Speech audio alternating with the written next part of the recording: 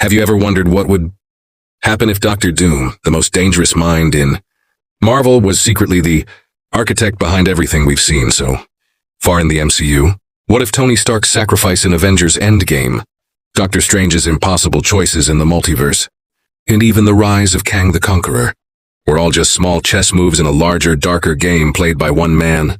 What if Marvel didn't just give us Doom as another villain, but revealed that Doom has been using heroes like Iron Man and Doctor Strange as his pawns to eliminate every rival, every villain, and every possible threat standing in his way, all so he can ascend as the final god of the multiverse? This isn't just a what-if story. This is a theory built on Marvel's own history, how Doom has manipulated events in comics, how his obsession with both science and mysticism makes him the perfect successor to both Iron Man and Strange, and how the MCU might already be laying breadcrumbs for this terrifying reveal. So buckle in, because this isn't just about Doom being the next villain. This is about Doom being the real hand of fate behind the entire Marvel story. Begins like all great conspiracies, in plain sight. Let's start with Tony Stark. Tony Stark was Marvel's shining knight. But let's think about what Tony's journey really represents. From Iron Man to Endgame, Tony slowly transformed from selfish billionaire to ultimate savior. But along the way, his inventions caused destruction after destruction. Ultron was his fault. The Sokovia Accords were his responsibility. Even the creation of time. Travel in Endgame came from Tony's genius, something that was never meant for mortals to touch. But here's the dark twist. What if Tony's brilliance, his ability to build a suit of armor around the world, was never entirely his own? What if it was nudged, whispered, influenced by something greater? Someone greater? In Marvel Comics, Victor Von Doom has always walked a line between genius scientist and dark sorcerer. He doesn't just outsmart men, he outsmarts fate. He studies both magic and technology because he believes only by mastering both can he rise above gods and demons alike. So imagine Doom lurking unseen in the MCU's background, watching Stark as the perfect prototype. Stark builds weapons, then peace. He builds Ultron, then kills him. He creates time travel, then dies using it.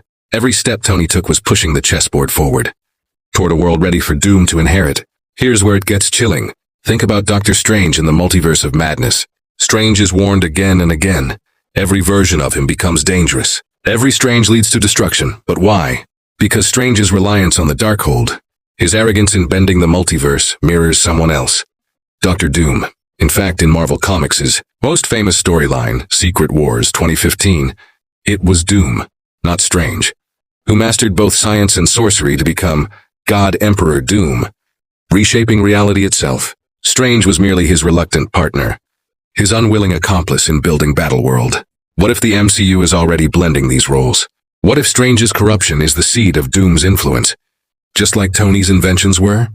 What if Doom has been ensuring that the two greatest minds of Earth, one of science, one of magic, pave the way for him by killing off every rival villain who might challenge his throne? Now let's connect the dots. Every villain the Avengers defeated, from Loki to Thanos, wasn't just random chaos. What if they were eliminated in perfect order, ensuring that Doom would have no competition? Loki removed? That erases the god of mischief. Ultron destroyed? The machine threat is gone. Thanos snapped into dust? The Mad Titan's dream of balance dies. Kang variants fighting each other to extinction? That leaves the multiverse fractured, weak and waiting for someone stronger. Do you see the pattern? Doom doesn't need to fight these battles himself. He lets the Avengers, the so-called heroes, do the dirty work. And when the dust clears, Doom emerges as the sole survivor, the one who saw the future coming all along. And here's where Doctor Strange's infamous line in Endgame takes on terrifying new meaning. Remember when Strange told Tony there was only one chance out of 14,605 to win? Everyone believed that was about defeating Thanos. But what if Strange wasn't seeing victory at all? What if he was seeing Doom's plan unfold? That in every possible timeline, every outcome, Doom's rise was inevitable? Strange didn't choose Tony's sacrifice because it was the only way to win. He chose it because Tony's death cleared the path for Doom. Think about that for a second. Tony Stark, the MCU's greatest hero, might have been the ultimate pawn, his life and death orchestrated so that Doom's reign could begin. Now let's push this even deeper. Why would Doom want Iron Man gone? The answer is simple. Tony Stark represents man's reliance on machines. If Stark lives, the world still believes in armor, AI, and weapons. But if Stark dies, the world begins to crave something greater. Something beyond technology, something mystical. That's when Strange steps up. But Strange too is destined to fail. The Darkhold corrupts him. Alternate Stranges collapse universes, and even the Illuminati fear him. In comics, Doom waits until Strange has exhausted himself before stealing the prize for himself. Doom wants the world to need a savior who is not just machine, not just sorcerer, but both. And that's where Doom steps in. The perfect fusion of Tony Stark and Doctor Strange, the man who builds machines that defy physics and casts spells that defy gods. He doesn't just want to protect the world, he wants to own it. But here's where it gets even more sinister. What if Marvel has already teased this without us realizing? In Black Panther, Wakanda Forever, the world is obsessed with vibranium. Nations are desperate for it. But who benefits from global chaos over resources? In comics, Doom repeatedly sought Wakanda's vibranium, knowing it was the key to reshaping reality. Could it be that every geopolitical conflict we've seen, from Sokovia's fall to Wakanda's struggles, is really Doom's long game? A game to destabilize the world until they beg for someone like him. And let's not forget Kang. Marvel is setting Kang up as the next Thanos-level threat. But even Kang himself has a weakness: ego. In comics, Doom humiliates Kang by outsmarting him at his own game of time. Doom doesn't need infinite variants to conquer the multiverse. He only needs one version of himself because Doom is already enough to beat them all. Imagine the multiverse saga ending not with Kang's triumph, but with Doom stealing his technology, his empire, his throne. Kang becomes just another stepping stone. Just like Thanos, just like Ultron, just like everyone else. That's why the pieces fit so perfectly. The Avengers unknowingly did Doom's work for him. They cleared the board of villains. They broke the multiverse. They handed him time travel, vibranium, and mystical knowledge. And when Strange whispered that there was only one way, maybe that way wasn't about saving us at all. Maybe it was about delivering us into Doom's hands. Act 1 leaves us here. The terrifying possibility that every sacrifice, every victory, every moment of triumph we've celebrated in the MCU wasn't really ours. It was Doom's. It showed us the terrifying possibility that Dr. Doom has been orchestrating everything from the shadows, is where the mask begins to slip. Because once you start looking at the MCU through Doom's perspective, every crack in the story suddenly makes sense. Every decision by our heroes wasn't just random. It was exactly the move Doom wanted them to make. Let's start with the first big clue. Power vacuums. When Thanos was erased, the world didn't become safe. Instead, it fractured. Nations scrambled for dominance. The Avengers broke apart.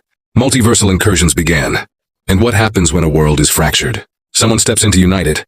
Doom's entire philosophy is built on this principle. In the comics, during Secret Wars, Doom doesn't fight every battle himself. He waits until the multiverse is crumbling, then seizes the moment to reshape it into Battleworld, a patchwork planet where every piece of reality obeys him. That's his genius. He doesn't stop chaos. He absorbs it, weaponizes it, and convinces people that his tyranny is the only form of stability. Now think about the MCU. Why is Marvel showing us global instability in films like Black Panther, Wakanda Forever, and Falcon and the Winter Soldier? Why show us governments hungry for vibranium, nations at each other's throats, people questioning who protects them now that Iron Man and Captain America are gone? Because this is the perfect stage for Doom. When the world has no Iron Man and no Strange powerful enough to hold it together, when even Wakanda is vulnerable, who steps in as the savior? Victor Von Doom. But here's where it gets even more twisted. Doom doesn't just want power, he wants legitimacy. He doesn't want to be seen as another Thanos or Kang. He wants to be seen as the man who was always right. And to achieve that, he needs heroes to fail spectacularly. Enter Doctor Strange. Strange is Marvel's warning sign. In Multiverse of Madness, we saw just how dangerous Strange's obsession with control really is. The Illuminati called him a threat greater than Thanos. His variants destroyed universes. And yet he kept insisting he was the only one who could protect reality. That's exactly Doom's philosophy. Doom has always claimed that his rule is the only way to save the world. And here's the chilling part. Strange and Doom are mirrors of each other. Strange leans too heavily into magic, while Doom fuses magic with science. Strange loses control. Doom never allows himself to. Strange collapses universes, Doom rebuilds them. So what if Strange's downfall isn't just his arrogance? What if it's Doom's manipulation?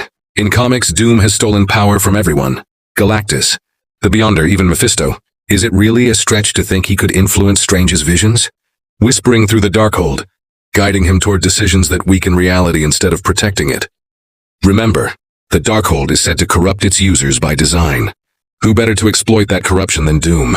He lets Strange break the multiverse, because once Strange is discredited, the world will beg for someone better. And then there's Iron Man. Tony's legacy didn't end with his death. His technology, his AI, and his influence still ripple through the MCU. Think of Riri Williams in Ironheart, or the rumors of Stark tech falling into the wrong hands. In comics, Doom literally dons his own Iron Man armor in the infamous Iron Man run, becoming a hybrid of Stark's science and his own sorcery. Could that be Marvel's plan here? To show that Tony's genius lives on, but in the hands of Doom. The one man who can twist it into something unstoppable? Imagine the shock of seeing Doom appear not just in his iconic green armor, but wielding an upgraded version of Stark tech fused with sorcery, a nightmare version of Iron Man himself. That would hit fans in the heart because it means Tony's sacrifice didn't end the story. It handed Doom his greatest weapon. Now let's tie this into Kang. Marvel wants us to believe Kang is the ultimate threat, but Kang's entire gimmick is time. And in the comics, Doom humiliates Kang by outmaneuvering him. Kang sees infinite possibilities. Doom creates certainty. That's the difference. While Kang struggles against endless versions of himself, Doom thrives because he only needs one version, his own. The MCU has already teased this idea.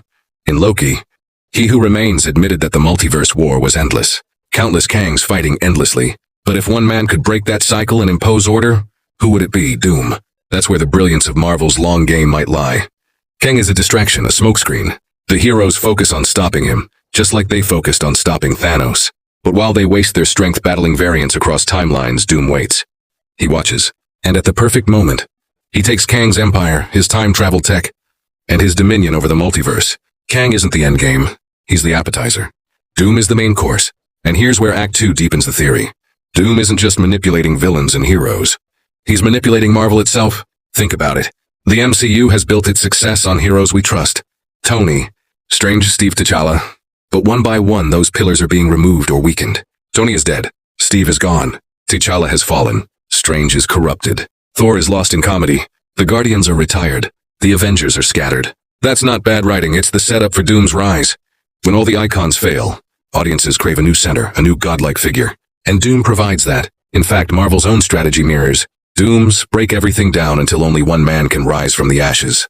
But Doom isn't satisfied with ruling Earth. His eyes are always on the bigger prize, the multiverse. And here's the terrifying part. If Strange saw only one way to win against Thanos, what if that one way was actually Doom's path to godhood? Think about it. Out of 14 million possibilities, Strange only saw one that succeeded. That's not probability, that's inevitability. It's the hand of Doom, ensuring that no matter what choices are made, the outcome always favors him. Let's push this further. Remember the incursions teased in Multiverse of Madness? Universes colliding, destroying each other. That's not random chaos. In comics, incursions were the very event that led to Secret Wars. The storyline where Doom became God Emperor. The incursions are Doom's opportunity. He doesn't stop them. He weaponizes them. While others panic, Doom prepares. While others try to preserve one universe, Doom seizes them all. That's how he wins. Not by avoiding destruction, but by ruling over it. So picture the MCU's multiverse saga. Heroes battling Kangs, worlds collapsing, universes dying, audiences thinking Kang is the final boss. And then at the very end, Doom emerges. Not as a side villain, not as an afterthought, but as the man who planned it all. The one who used Iron Man's death, Strange's corruption, and Kang's arrogance to clear the board. That's how you introduce Doom. Not just as another bad guy, but as the mastermind of the entire saga. And here's where leaves us. Doom doesn't just want to win. He already has. We just haven't realized it yet. Every move, every sacrifice, every villain's defeat has been his design. The heroes think they've saved the world, but really, they've delivered it to him on a silver platter. The stage is set. The multiverse is broken. The heroes are weakened. Kang is distracted. And Doom, patient, brilliant, ruthless Doom, is ready to step forward.